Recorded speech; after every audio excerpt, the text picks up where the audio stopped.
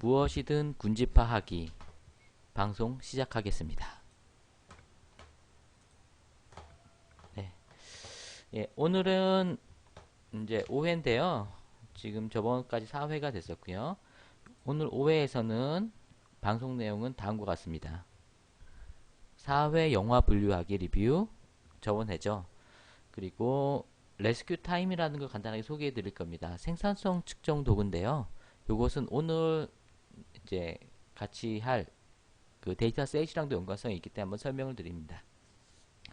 그리고 이제 무엇이든 군집화하기.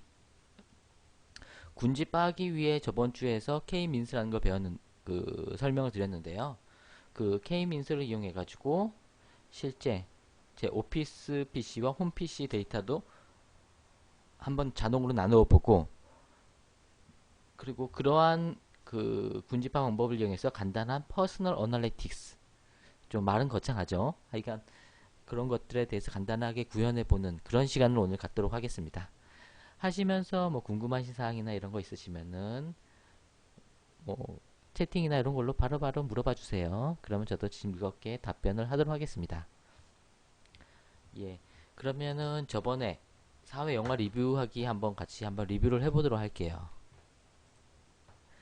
제 목소리 잘 들리시나요? 제가 요즘 오늘 좀 감기가 걸려가지고 목소리가 좀 이렇게 저음이나 울릴 수도 있는데요.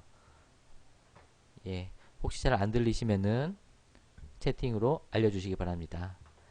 네, 안녕하세요. KHP킴님, 반갑습니다. 예. 저번에 이제 4회에는 영화 분류하기에 대해서 간단하게 설명을 드렸어요.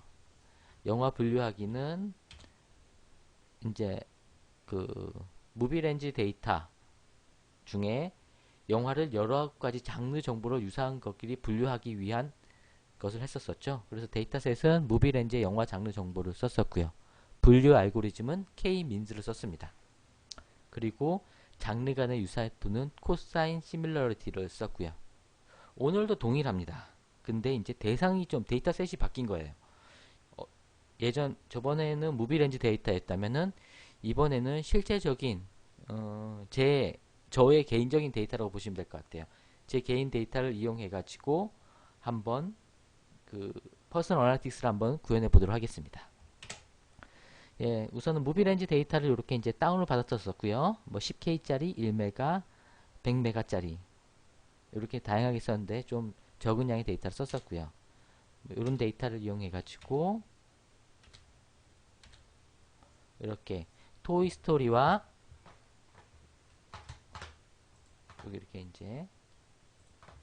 여기 이제 토이스토리와 골드나이, 007 골드나이죠. 그 두 개 간의 영화 유사도를 한번 측정해 봤었고요. 코사인 방식으로 했었죠. 그리고 이제 K-민스를 이용해서 클러스터링 했습니다. 오늘 또 나올 거니까 또 한번 또 설명드릴게요. 계속 들으셨던 분은 좀 지겨울 수도 있지만 들으면 들을수록 머리에 쏙쏙 와닿습니다. 예. 그래서 이제 K-민스를 이용해서 다음과 같은 영화 셋들, 데이터 셋들을 이 그 아이템 벡터 정보들에 대해서 클러스터링을 처음에 3개로 했었을 때 이렇게 분류를 했었고요. 처음에는 뭐 이제 그 분류 방법에는 초기엔 센트로이드 아이디를 무작위로 설정해 가지고 이렇게 각 영화마다 유사들을 구해 가지고 가장 유사한 쪽으로 이제 편입시키는 거죠. 처음에는 이제 이렇게 센트로이드 아이급을 무작위로 해가지고 1차적으로 편입을 시키고, 다 편입시키고 난 후에 하나의 클러스터에 있는 데이터셋끼리의 중간점, 그러니까 평균값이죠. 그래서 K-민스입니다. 평균값을 이용한다 그래서 이 평균값으로 이 데이터셋에서 평균값이 얘라면은 얘 값을 다시 중심점으로 센트로이드 아이디로 설정을 해가지고 다시 클러스터링을 하는 거죠. 그걸 반복적으로 계속 하면은 실제적으로 이제 클러스터링이 이제 잘 된다는 거를 나타내고 있습니다. 예, 그래서 클러스터링을 쭉 해보면은 그래서 중심값이 안 변할 때까지 계속 리커시브하게 돌리면 됩니다.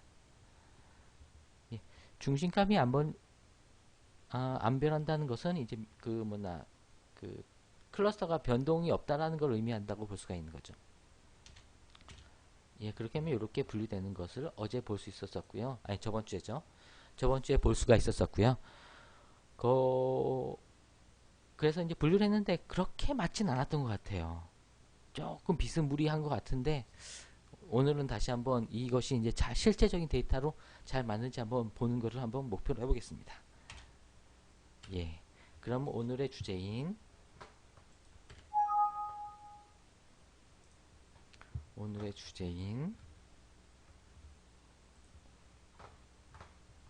무엇이든 군집하기에 대해를 시작하겠습니다. 네.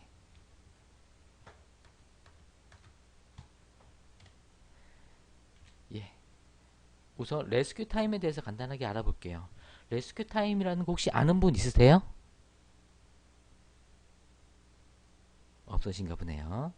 예.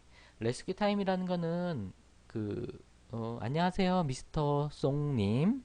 반갑습니다. 예. 레스큐 타임이라는 것은 자신의 생산성을 측정하는 도구입니다. 즉, 여기 간단하게 설명을 썼듯이 자신의 PC 앱, 웹사이트 등의 사용 시간을 측정해서 카테고리별로 분류해서 생산성을 측정해내는 도구라는 거죠. 즉, 내가 이제 자바 개발자면 이클립스를 쓰겠죠.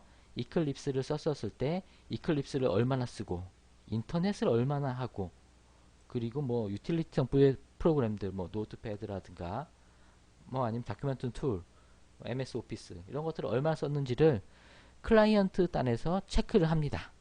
초단이겠죠. 아무래도 초단을 체크해가지고 그 클라이언트가 그래서 이 각 항목별로 생산성이 있다 없다, 여기 빨간 건 생산성이 없다라는 거고요. 그리고 파란 거에 생산성이 높다라는 겁니다.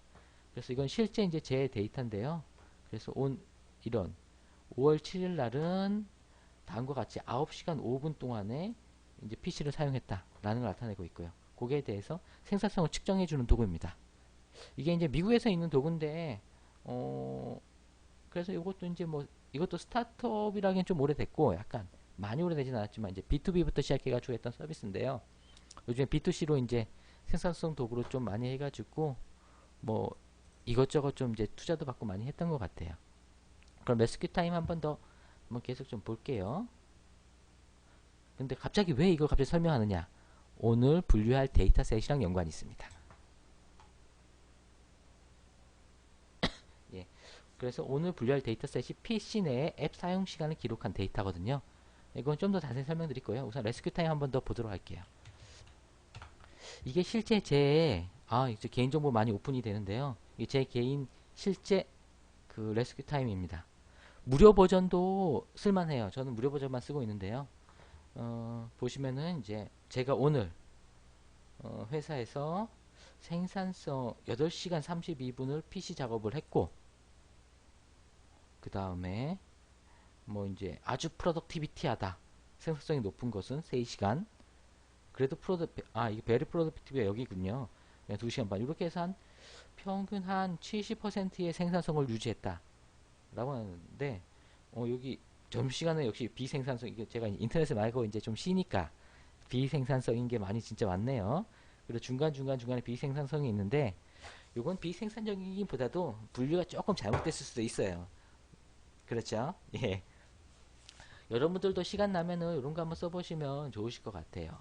그래서 이거는 이제 대시보드를 클릭하면은 데일리로도 나오고, 위클리,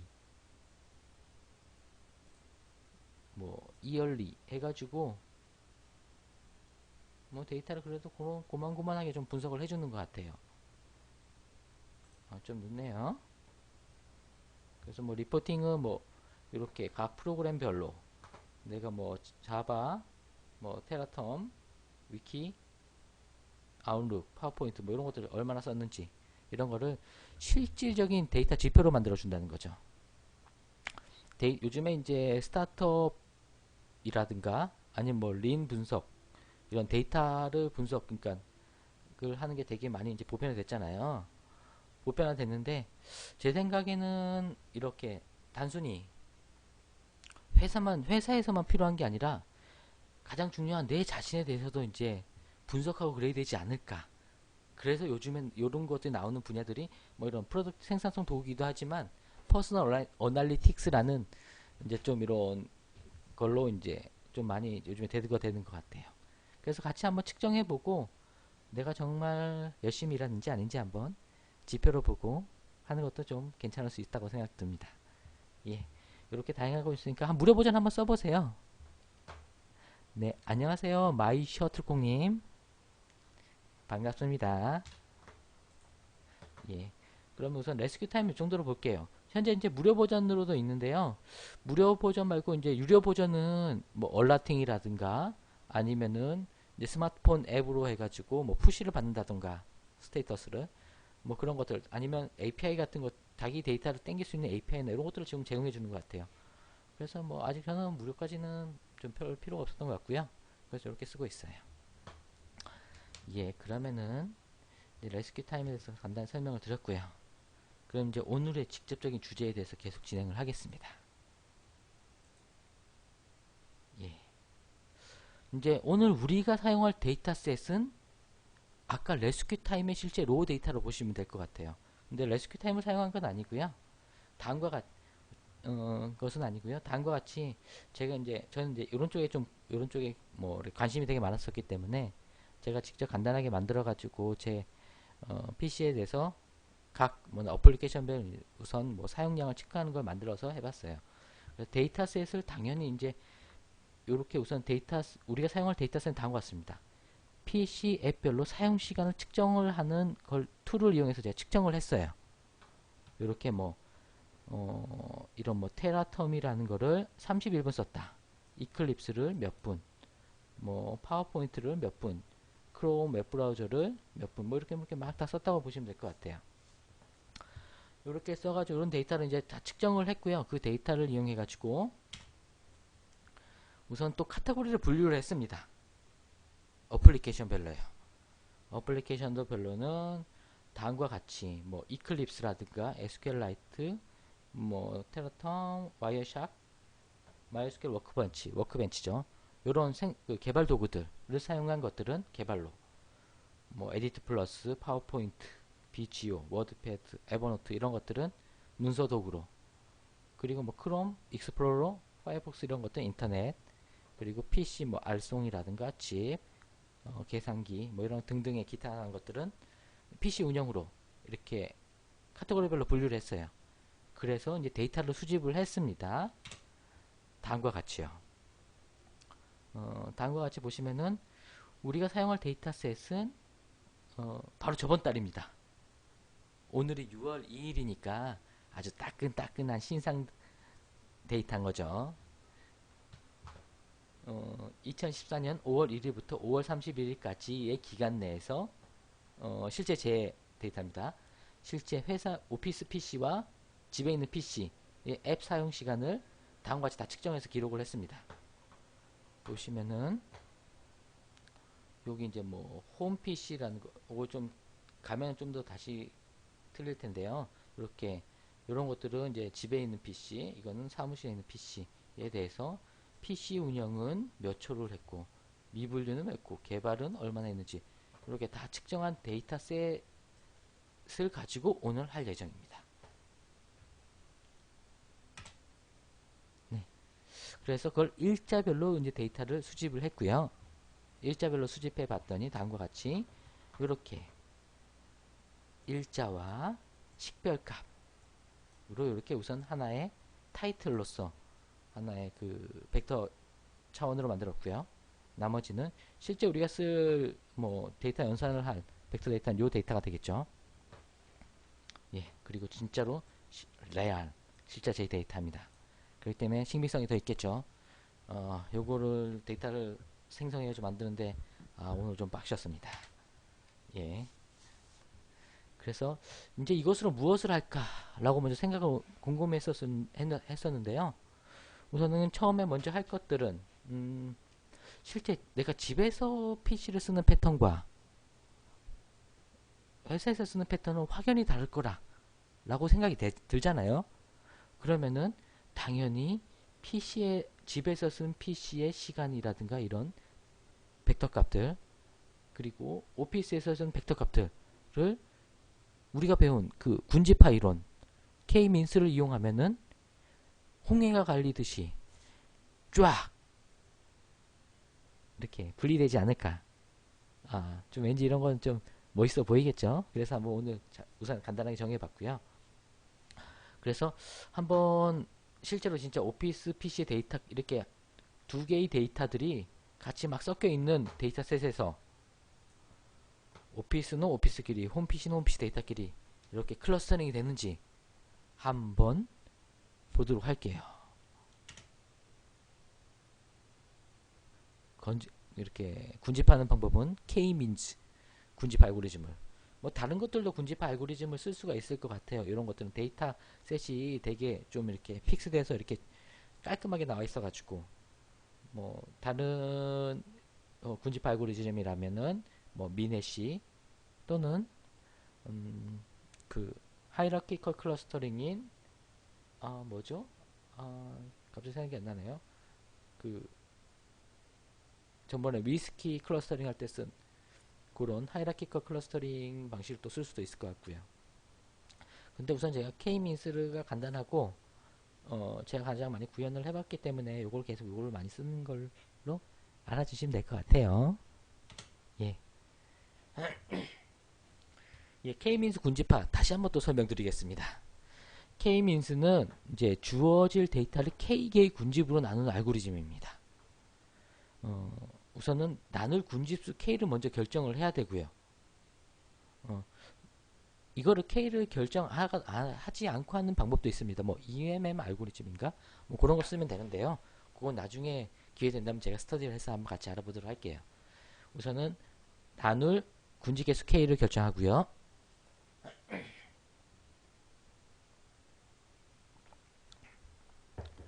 임의의 아유 죄송합니다. 제가 갑자기 목이 오늘 감기 때문에 이렇게 계속 좀 목이 컬컬하네요. 예, 우선 임의의 군집 중섬들끼리 묶습니다. 즉 우선 5개로 여기 이제 묶는 케이스입니다. 우선 이렇게 실제적으로 우리가 봤을 때는 아마 요렇게 최종적으로 요렇게 묶이기를 바라겠죠. 딱 눈으로 보더라도. 그러면은 그렇게 하려면은 중심점이 아마 여기에 요런 식으로 요런 식으로 요런 식으로 요런 식으로 요런 식으로 아마 돼야겠죠. 근데 우리가 눈을 딱 보면 아는데 컴퓨터는 그렇게 딱 봐서 모르겠죠. 우리보다. 그리고 차원이 넘어가면 우리도 모르겠고요. 그래서 우선은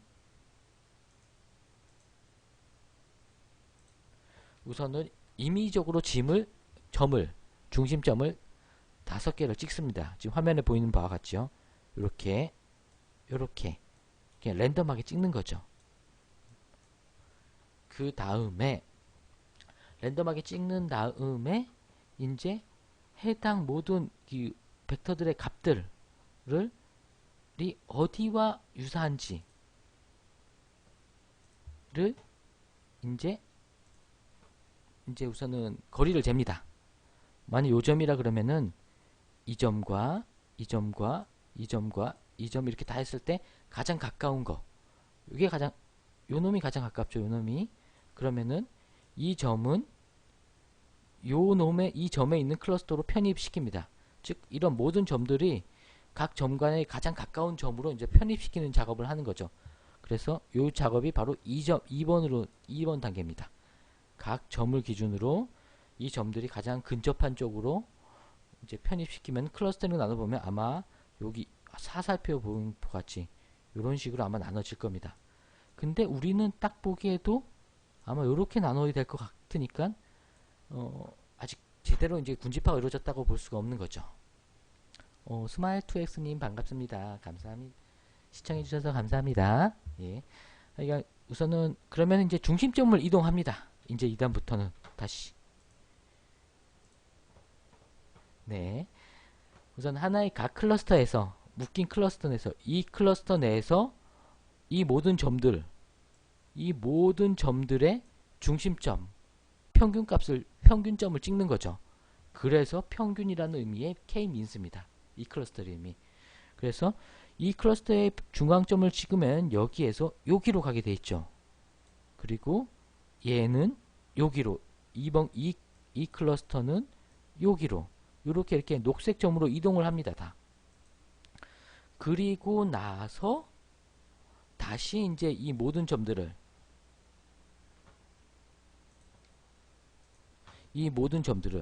새로 이렇게 그 녹색 점으로 이렇게 변경된 중심점을 기준으로 다시 모든 그 아이템들이 다시 이제 우선 다시 요 아이템을 다시 이제 변경된 중심점을 기점으로 거리를 잽니다. 이 거리, 이 거리, 이 거리, 이 거리 이렇게 쟀었을 때 처음에 이 점에 편입됐었는데 중심점이 변경하고 난 뒤에 다시 측정해 보면 요 점과 유사합니다. 그러면 다시 이렇게 편입시키는 거죠. 즉 이렇게 중심점을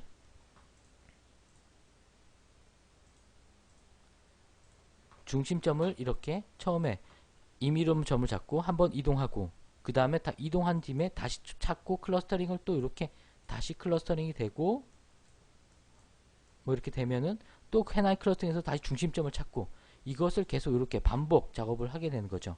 이것을 이 3번과 4번 단계 계속 반복하면서 중심점을 계속 움직여 가면서 실제 우리가 필요한 중심점 이 중심점을 찾아낼 때까지, 즉 중심점이 변경이 없을 때까지를 계속 돌리는 것이 K-민스입니다. 대충 이해를 하셨죠? 예, 넘어가겠습니다. 그럼 이제 그런 알고리즘이 바로 K-민스입니다. 예. 그러면 이제 K-민스를 이용해 가지고 오늘의 이제 아까 좀 서두에 설명드린 여기 제 PC, 그러니까 회사에 있는 PC와 집에 있는 PC의 그 각 카테고리별로 측정한 시간을 한번 분류를 해보겠습니다. 우선은 아까 여기 우선 특정 점이 있었을 때 각 그 중심점 간의 거리를 구해야 되잖아요. 이 거리를 구하는 유사도 알고리즘을 우선은 코사인 시뮬러티로 한번 해보겠습니다. 다음과 같은 데이터셋이 이렇게 있습니다. 우선은 5월 13일자 회사 PC에서의 데이터셋, 집의 PC의 데이터셋, 회사, 집 이렇게 4개 있었을 때 한번 이렇게 그 유사도를 측정해 보면 어떨까요? 유사도를 측정해 본다면은 우선 딱 보기에도 여기 오피스와 집 보면은 데이터가 보면은 PC는 90초 쓰고 미분류는 하고 개발은 좀 많이 썼네요. 회사니까 업무니까 업무를 해야겠죠. 이런 것처럼 딱 보기에도 이 오피스의 데이터셋이랑 13일자의 오피스 데이터셋과 14일자의 오피스의 데이터셋이 비슷해 보이죠? 예. 비슷해 보이는데요.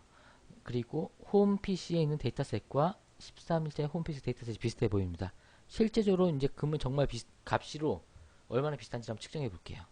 다음과 같이 각 4개의 데이터에 대해서 폐쇄적으로 한번 다 측정을 한 겁니다.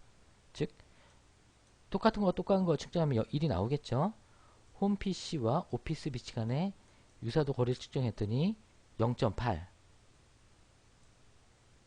14일자 오피스와 13일자 오피스 했더니 유사성이 0.98 이 유사도 시밀러리티 값은 1에 가까울수록 똑같다 라고 보시면 되고요. 0에 가까울수록 유사하지 않다. 또는 이제 뭐 이런 코피션시나 이런 시밀러리티 값 중에 마이너스가 될 때 있어요. 그거는 역방향이다. 이렇게 알아주시면 될 것 같아요. 이렇게 봤었을 때 우선은 이 유사도 값이 높은 값들이 있습니다. 여기 있고 여기 있죠. 나머지들에 비해서 높습니다. 나머지 빛들의 높는 값들을 보았더니 둘 다 오피스와 오피스, 홈과 홈 이렇게 보이는 걸 보실 수가 있습니다. 이런 식으로 이제 이렇게 유사도를 측정하는 걸 이용해 가지고 클러스터링 할 예정입니다. 요걸 한번 제가 그러면 유클리디언 거리로 한번 측정을 또 해봤는데요. 코사인이랑 유클리디언의 유사도 측정은 좀 어떤 것인지 아시죠? 코사인은 간단하게 한번 설명을 드리면은, 예, 코사인은 두 개의 아이템이 이렇게 있을 때, 유클리디언 먼저 설명드릴게요. 두 개의 아이템이 이렇게 있을 때, 동수만세님 안녕하세요. 예, 이렇게 두 개의 아이템이 이렇게 있을 때 유클리디언은 우리가 알고 있는 피타고라스 정리처럼 그냥 디스턴스 거리를 구하는 거죠. 이게 바로 유클리디언 거리입니다. 근데 코사인 시밀러리티는 두 개의 아이템 간의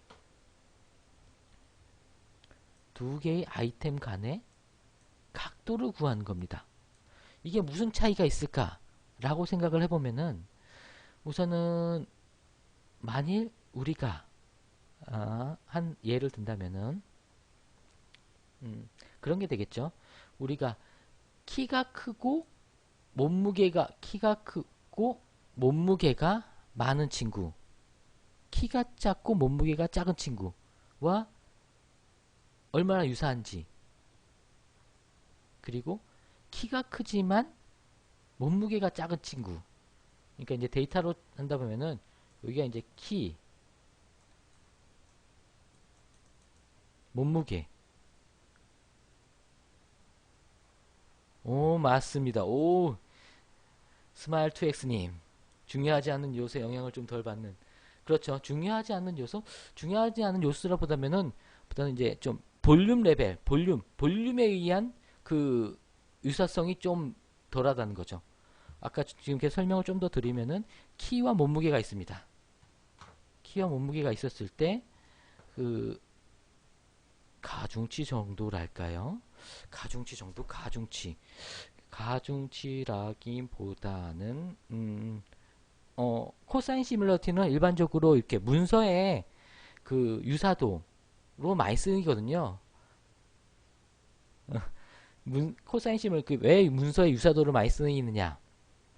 문서의 유사도를 측정할 때 우선은 단어수로 셉니다. 즉, 뭐 이제 백과사전에 있는 이제 우선은 단어를 막 셌었을 때 단어가 뭐 이제 오피스라는 단어가 많이 우리가 이제 뭐 살인을 뭐 이렇게 왜 이렇게 예를 못 들겠죠? 그러니까 특정 단어를 세는데 A라는 단어가 많고 A라는 10번이 들어왔고 B라는 단어가 10번이 들어왔고 이런 문장이 있어요. 아니 문서가 있어요. 그 다음에 또 다른 문서는 이거의 요약분이에요. 그래서 A라는 단어가 3번, B라는 단어가 3번 이렇게 들어왔다.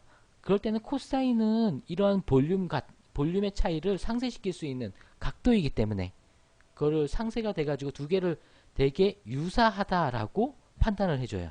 하지만 그 유클리디언을 쓰게 된다라고 하면은 유클리디언은 그러니까 아까 13일 때는 이렇게 있죠. 이렇게 해서 두 개의 각도가 거의 유사하기 때문에 유사하지만 유클리디언은 거리는 여기서부터 여기까지이기 때문에 되게 멀게 나타납니다. 그렇기 때문에 뭐 요약문이라든가 이런 것들 또는 단어의 빈도, 단어의 볼륨 레벨을 많이 연속적으로 많이 쓰는 볼륨 레벨을 죽이거나 이럴 때는 코사인을 많이 쓰는 거죠. 그래서 아마 문서의 유사도는 코사인을 많이 쓰는 것 같아요. 그리고 요즘에는 추천 쪽도 이런 그러니까 볼륨 레벨, 똑같은 특성을 가지지만 볼륨의 차이에 의해서 거리가 떨어지는 것을 방지하기 위해 코사인 같은 걸 많이 쓰고요. 그래서 아이템 기반 추천이나 이런 것들이 코사인 시뮬러리티를 많이 씁니다. 그냥 뭐 그냥 이 정도로 설명하고 넘어갈게요. 그런데 우선 지금 다시 예전으로 다시 원래 한대로 돌아오면은 제가 우선은 그 코사인 시뮬러티를 할 때랑 유클리디언 할 때랑 결과는 비슷하네요. 요거는 워낙 그 두 개의 데이터에 이 집에서 측정할 때랑 사무실에서 측정할 때의 데이터셋의 그 스타일 그러니까 성향 자체가 많이 패턴이 많이 틀리기 때문에 유클리디언이든 코사인이든 아마 이렇게 잘 분류가 되는 것 같아요.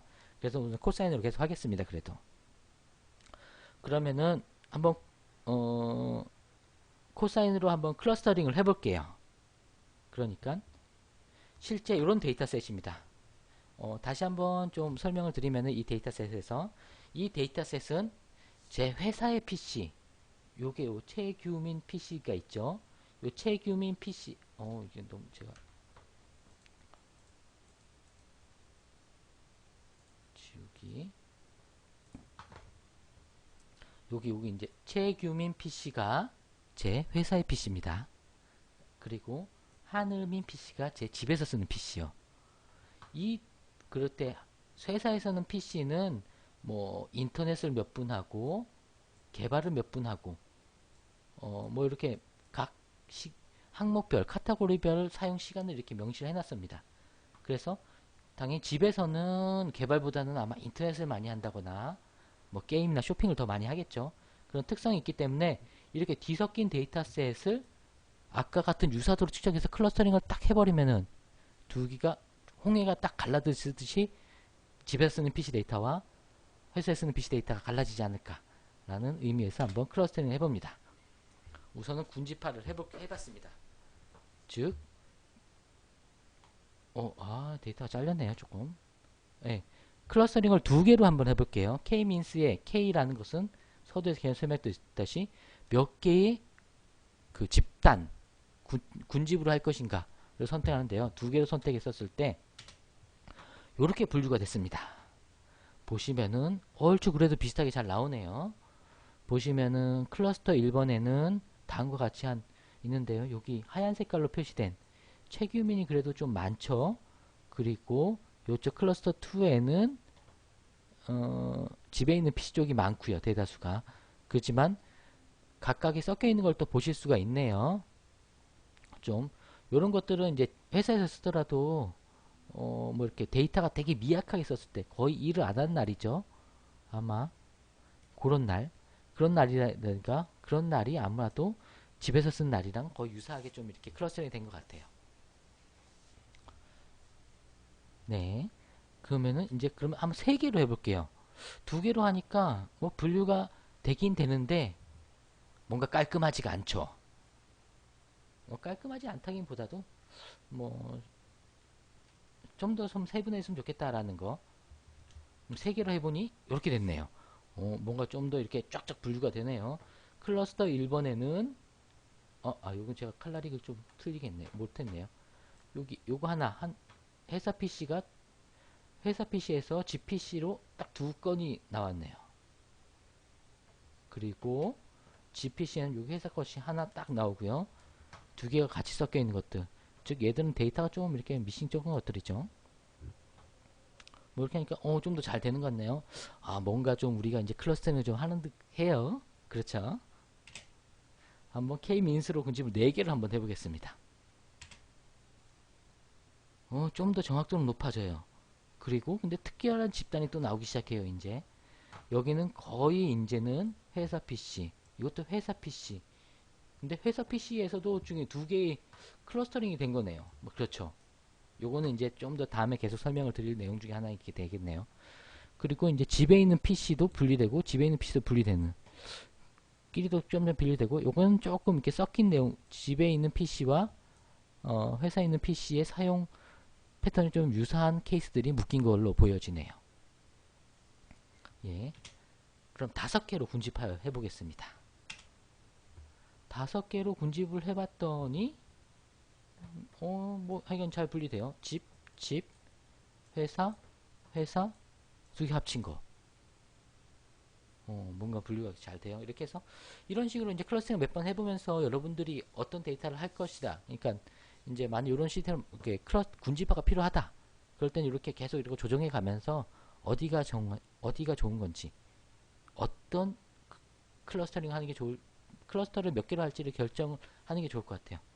이렇게 지금 K-민즈는 이렇게 단점 중에 하나인데요. 이게 바로 몇 개로 해야 될지 한 점에 정해야 된다는 거. 이게 데이터마다 틀릴 수가 있는 거거든요. 뭐 이렇게 패턴이 5가지인 것들은 5개를 했어야 되고, 패턴이 3개인 건 3개, 패턴이 2개 나온 건 2개 이렇게 해야 되는데 그런 것들을 자동으로 해주는 알고리즘도 있어요. 예. 그럼 이제 이것으로 이제 우리가 하려는 건 뭐냐? 원래 목표는 이겁니다. 그럼 지금까지 했던 거는 뭐 실제 이거는 뭐 집에 있는 PC랑 회사에 있는 PC 당연히 패턴이 틀린 게니까 클러스팅이 될 거라 생각을 했었고, 그리고 뭐 이거는 그냥 현실적으로 그냥 뭐 데이터 저장할 때 잘 저장하면 되죠. 그렇죠. 예. 이제 그러면 내 오피스 PC를 한번 군집을 해보겠습니다. 이제 회사에 있는 PC에 있는 데이터만을 가지고 한번 그냥 나눠볼게요. 왜 나눌까요? 이런 게 혹시 나오지 않을까 하는 기대감, 아니면은 뭐 그런 거, 혹시 내가 일을 할 때 나에게 패턴이 있지 않을까, 생산성이 좋은 날과 나쁜 날, 이런 이런 PC를 사용 패턴이 있을 것 같은 거, 제 느낌입니다. 이거는 회의가 많은 날, 없는 날, 또는 잡일을 많이 하는 날, 개발에 집중하는 날, 이런 게 좀 분류가 되지 않을까 라는 생각에 한번 또 클러스터링을 해봤어요. 4개를 클러스로 한번 했습니다. 4개를 클러스터링 하니 이렇게 분류가 됐어요. 우선 제 회사 업무에도 보시면은 클러스가 4개 집단을 했는데, 이거 어떤 기준으로 분리됐을까요? 우선 데이터만 쓱 봐서는 잘 모르겠지만, 좀 특이한 건 3번. 이거는 거의 안 쓰는 날짜네요. 안 썼을 때. 이건 15초. 하루에 15초밖에 안 쓰고 10초. 거의 PC를 안 쓰고, 아니 뭐 안 뜨거나 데이터가 오류라든가, 그런 케이스라고 보시면 될 것 같아요. 나머지 케이스들. 그러니까 이런 것들도 이제 데이터를 여러분들이 만일 이제 그런 데이터를 분석하고 할 때, 이렇게 클러스터링해서 제거를 해야 될 것이 있다 할 때 임계치로 할 수도 있지만, 이렇게 클러스터링을 해서 제거할 수도 있다 라는 거죠. 근데 컴퓨팅 파워가 많이 필요하겠죠. 이렇게 막 제거하려면은, 이렇게 좀 멋있게 제거를 하려면요. 그리고 다른 것들도 한번 볼게요. 다른 것들을 보니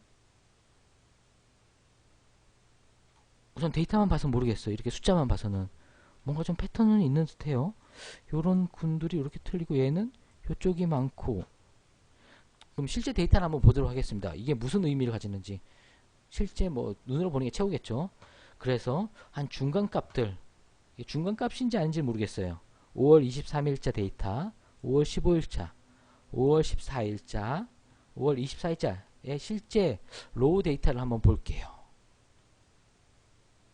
이게 실제 로우 데이터인데요. 로우 데이터를 시간대별로, 카테고리별로 한번 나눠 놓은 겁니다. 보시면은 처음 클러스터 1번에는 이게 시간이거든요. 8시, 9시, 10시, 11시 이렇게 있는데요. 좀 느낌은 많이 틀려요. 얘는 보면은 6시를 기점으로 생산성이 1시는 좀 안 좋았고, 16시, 17시 좀 안 좋고, 좀 대충 했거나 회의가 좀 있었거나 뭐 이런 그런 느낌이 좀 드네요. 그리고 인터넷이 조금 제가 인터넷 소비 시간이 좀 많은 듯 보이고요. 두 번째 패턴을 두 번째는 10시 기준으로 봤었을 때 꽉꽉 채워서 일했네요. 세 번째 것도 1시간을 기준, 이게 최대 할 수 있는 시간이니까 꽉꽉 했네요. 근데 두 개가 보면은 얘는 좀 복잡하고 얘는 좀 단순해 보여요. 여기 좀 현재 이 빨간색 데이터가 개발 작업입니다. 개발에 엄청 집중돼서 일을 한 느낌이 드네요. 그리고 인터넷도 개발과 같이 할 거예요. 저의 업무 패턴을 보니까 인터넷과 개발을 뗄래야 뗄 수 없는 그런 관계인 것 같겠네요. 이 데이터를 봤을 때는. 이 데이터를 보니까 생각에는 문서 작업이 별로 없는데 문서 작업이 지속적으로 많네요. 이렇게. 그리고 개발 작업도 간간히 있고, 인터넷 작업도 있고, 여러 작업을, 그러니까 결론은 멀티태스킹 능력이 많이 요구됐던, 내 나름대로 우선 해석을 해보면 이렇게 되지 않을까. 첫날은 시험시험 한 날, 이 클러스터는 직접력 있게 개발을 많이 한 날, 이걸 일 안 한 날, PC를 안 쓴 날이죠 아예. 그리고 이 날은 집중력 있게 잡일한 날. 뭔가 제 데이터에서 제 개인 데이터를 이렇게 분류를 해봤어요. 그러면 실제 그럼 요일에는 내가 뭘 했을까 한번 볼게요.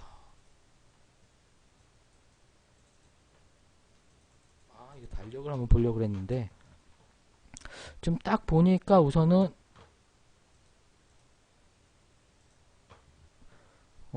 1차적으로 보니까 7, 12, 13, 16, 13, 15, 12, 13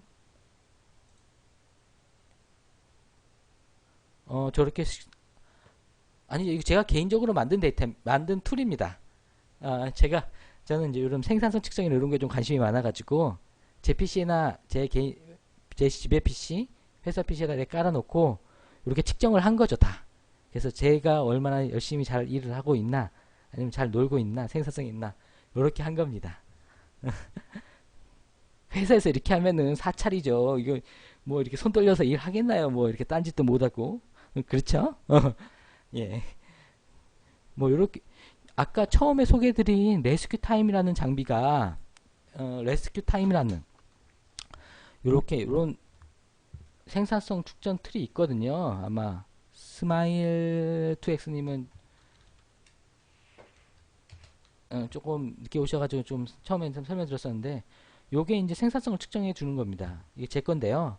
이렇게 하는 툴, 이렇게 B2C 툴인데 이 서비스 사업자가 B2B를 먼저 했었답니다. 그래서 돈을 벌기 해가지고 B2C를 한 거거든요. 외국에서는 이런 걸 도입하는 데도 있긴 있는 것 같아요. 모르죠. 여러분의 회사 PC에서도 이런 게 혹시 돌고 있을지. 근데 저도 이런 거를 모티브로 만들긴 했는데 이건 이제 단순한 통계 위주로 많이 되어 있는데 제가 하나 요즘에 만들고 싶은 거는 이렇게 퍼스널 어널리티스하게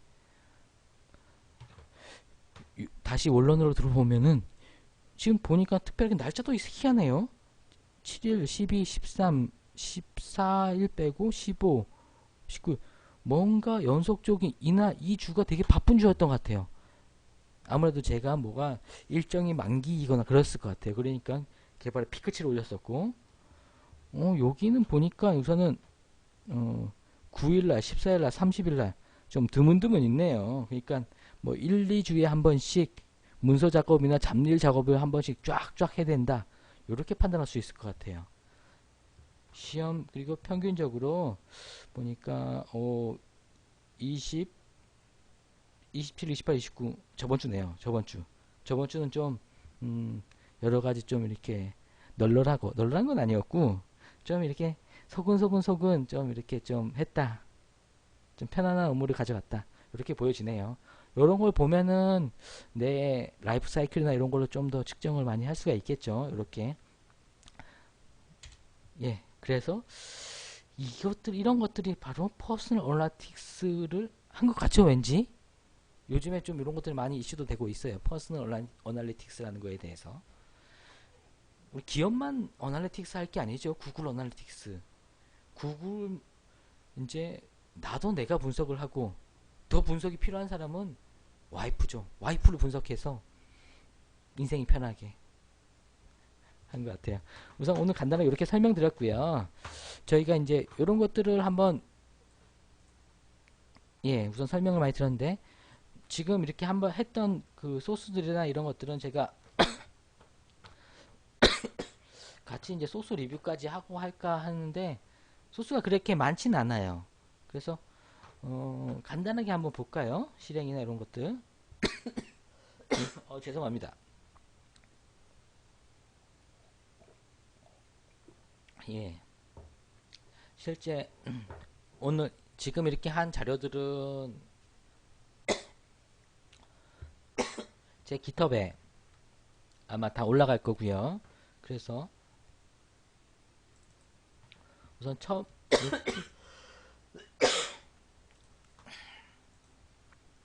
우선 다음과 같이 죄송합니다.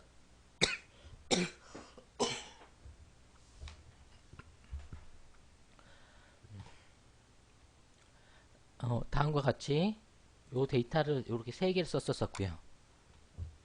세 개는 처음에 이제 먼저 했던 데이터가 요 네 개 간의 유사도를 한번 측정해 봤던 거. 그래서 제목이 믹스드 파트입니다. PC 유즈 타임 믹스드 파트.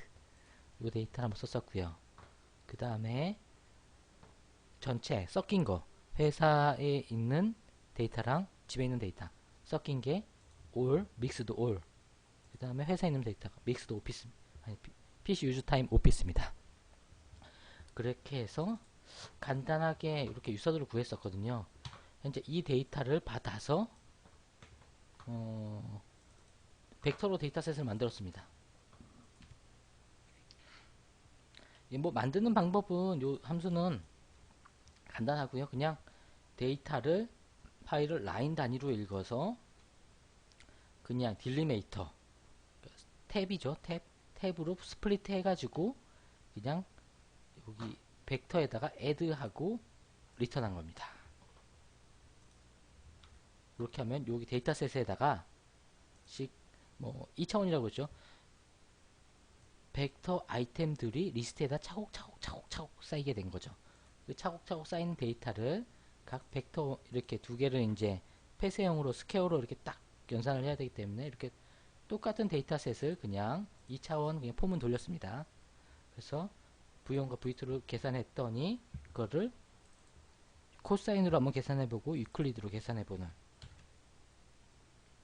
했더니 요렇게 이런 데이터셋이 코사인 데이터 했을 때 이렇게 유클리드로 이렇게 보면 여기 유사도가 높을 때가 홈은 홈끼리 PC는 PC끼리 유사도가 높다는 걸 보실 수 있을 거고요.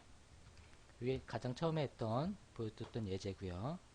두 번째가 클러스터링 한 내용이죠. 클러스터링은 이제 클러스터링 메인이라는 함수에서 수행하고 있는데요. 똑같이 처음에는 우선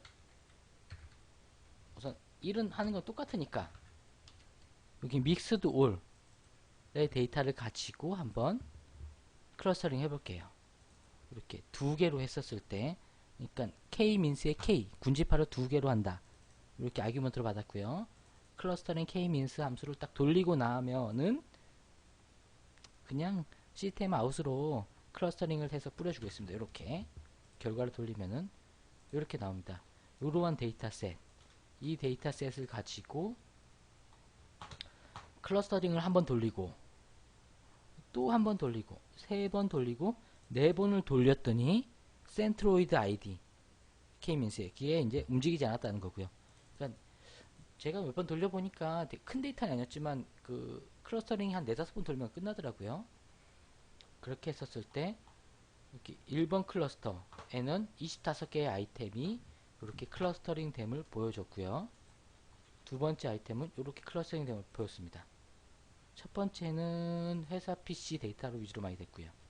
두 번째는 GPC로 클러스터링 되는 걸 좀 볼 수가 있죠.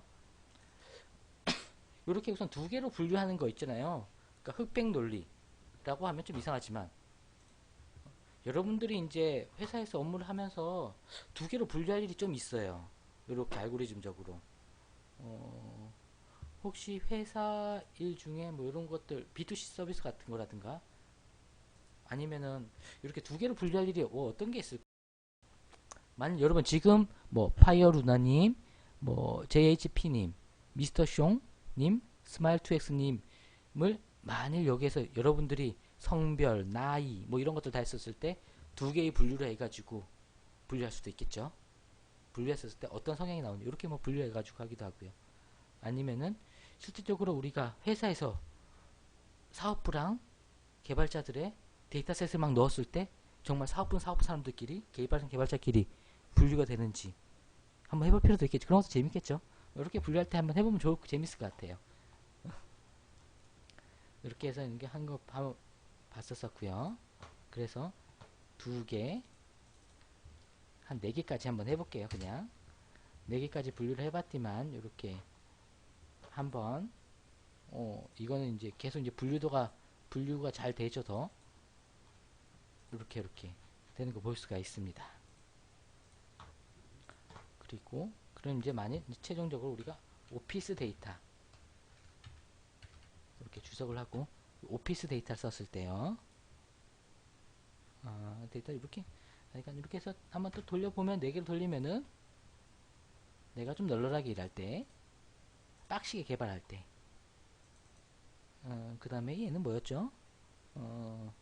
잡일을 이게 아니라 이거 안 하는 날 17, 18일 날 보면은 이렇게 보면 연속적인 이틀날이죠. 31일이 아마 일요일이니까 토일 토일 토 이렇게 네요. 그렇죠. 그리고 요거는 뭐 잡다구니하게 많이 빡시게 한 날. 뭐 이렇게 분류가 될 수가 있겠네요. 예. 이렇게 오늘 한번 이렇게 봤었고요. 뭐 간단하게 뭐 케이미즈 소스 한번 본다면은 당연히 이제 우선 절차적으로 퍼스트 센트로이드 아이디를 이 데이터셋에서 클러스터 개수만큼 얻어내고요. 그 센트로이드 아이디를 해당 데이터셋이 어떠한 센트로이드 아이디와 가까이 있는지를 분류해준 함수입니다. 그러니까 보면은 이렇게 데이터셋이 있는 센트로이드 아이디 데이터셋이 이렇게 데이터셋을 벡터로 돌아가면서 누구와 더 가까운지를 해서 해당 가까운 센트로이드 아이디의 인덱스 값을 얻어서 넣은 거죠.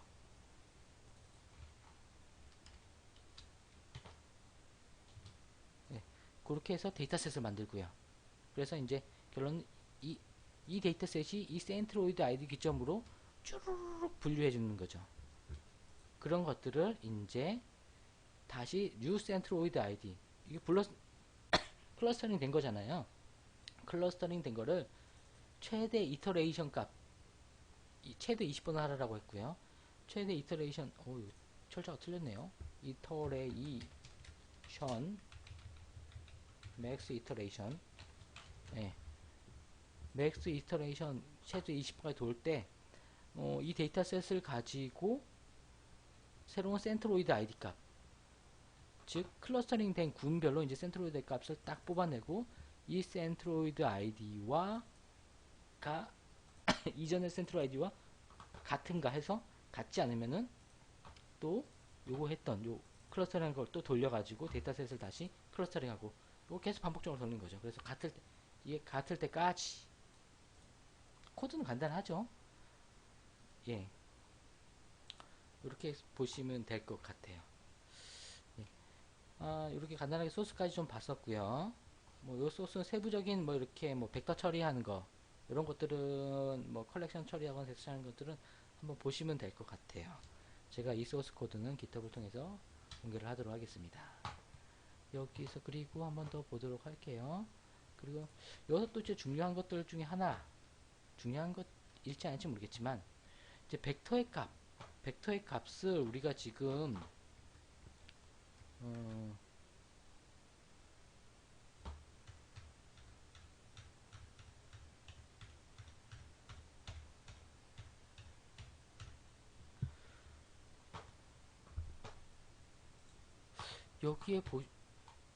여기에 보시면은 이게 이제 데이터를 요렇게 차원을 요렇게 한 7차원 1, 2, 3, 4, 5, 6, 7차원을 했죠. 이걸 한 여기 4차원만 쓰면 어떻게 될까? 그러니까 벡터의 데이터셋을 어떻게 구성에 따라서 클러스터링 방법이 막 틀려지겠죠. 그러니까 나는 아니면 개발만을 가지고 하겠다. 뭐 이렇게 했었을 때는 이렇게 뭐 벡터의 데이터셋을 이렇게 틀리게 했었을 때 어떻게 될까요? 실제 이제 벡터의 디멘션을 한번 줄여볼게요. 8개 다 쓰는 거 있는데 한 5개만 선두 5개만 썼을 때는 보시면은 아까와는 좀 다른 결과가 나오도록 볼 수가 있죠. 어차피 이렇게 뭐 가비지 데이터들은 다르게 분류가 될 거고요. 아까 뭐 개발이나 이런 것들의 편향적인 것들이 조금 틀려지겠죠. 그러니까 여러분들이 이제 선택을 하실 때 어떻게 클러스터링 할 때 가장 중요한 거는 어떠한 벡터 값을 아이템의 벡터 값을 만들 것인가, 그리고 몇 차원으로 그러니까 몇 개의 클러스터를 구성할 것인가, 또는 어떠한 유서도 알고리즘을 쓸 것인가. 만일 여기서 유서도를 지금은 코사인 값으로 했는데요. 이것을 유클리디언으로 썼다 그러면 또 완전히 틀려질 거예요. 아마도 제 생각에는 유클리디언을 쓴다 그러면은 사용 시간의 기준으로 같이 분류가 될 가능성이 커요. 사용을 많이 한 시간, 사용을 적게 한 그 데이터군 별로 클러스터링이 될 수가 있을 거예요. 그렇기 때문에 뭐 유사도 알고리즘, 클러스터링의 개수, 어떠한 데이터셋을 만들 것인가, 이런 것들만 잘 컨트롤하면 재미있는 분석 아니면 다양한 분석을 할 수 있을 거라고 보여지겠네요. 그렇죠? 예. 오늘은 벌써 밤 12시가 지나고 그렇게 되었네요. 오늘은 여기까지 하고요. 혹시 뭐 관련해서 질문 있으세요? 예. 없으시면 오늘 여기까지 하고 굿밤을 되시기 바랍니다. 예. 그러니까 이렇게 늦은 밤 열공하시느라 수고 많으셨고요. 저도 여러분들 이렇게 들어주셔가지고 또 힘이 많이 나네요. 네. 감사합니다. 오늘 하루 즐거운 굿밤 되세요. 바이바이. 아, 그런가요? 유익하셨다면 감사드립니다. 하시면 추천도 많이 해주시고 질차도 많이 해주세요. 다들 유익하셨으면. 라크님 별풍선 아주 감사드립니다. 별풍선이 뽕뽕뽕 터졌네요. 예. 오늘은 즐거운 굿밤. 월요일이죠. 월요일이라고 실망하실 날이 아니에요. 내일만 가면은 하루를 또 쉰답니다. 그래서 즐거운 월요일 굿밤. 안녕히 계세요.